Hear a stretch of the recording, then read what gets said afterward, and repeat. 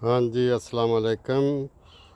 जज़ाकल्ला दोस्त काफ़ी पहचानते ने। राना शफाक मेरा नाम है। और बड़ा अच्छा लगा कि काफ़ी दोस्तों ने 74 दे प्रोग्राम मेरा जड़ा नशर होया सी नाइन ब्रदर टीवी ते बहुत लाइक किया और पसंद किया और बिल्कुल हकीकत ना मबनी सी प्रोग्राम सारा ही। और मैं ਉਹਦੇ ਵਿੱਚ ਜ਼ਿਕਰ ਕੀਤਾ ਸੀ कि मैं मेरी नाल ही उत्थे फर्नीचर की दुकान सी ते माशाल्लाह।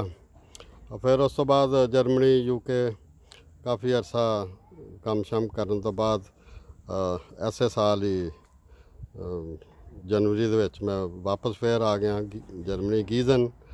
मेरी रिहाइश पहला भी सी, हुण भी गीज़न च आ गया तो इत्थे आ के माशाल्लाह काम फिर मैं शुरू किया अपना ही।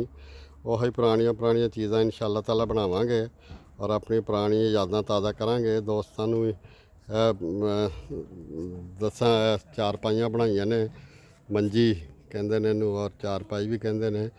और कोई दोस्त सन ग्रोसग्रो तो उन्होंने रिक्वेस्ट की कि भावे उन्होंने को पे ने काफ़ी देर दे, गुजरात तो लैके आए सन तो कोई मिल नहीं सी रहा मंजियां बनाने वाला।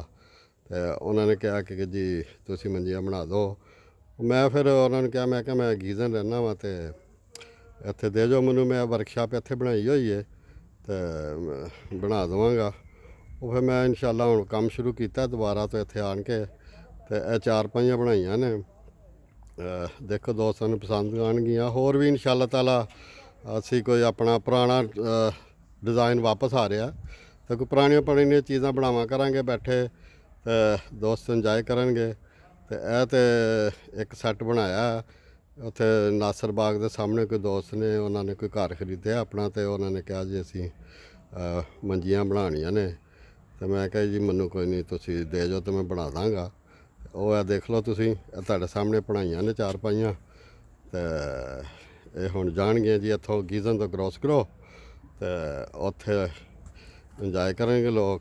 तो अपने में साजो समान अपने देखो पुरानियां चीज़ां लोग याद होएगा कईयां नूं कि किसी नूं आ रही है पाकिस्तानी स्टाइल दी रंधा है, तेसा है जी, चौरसी थौड़ी खतकशी।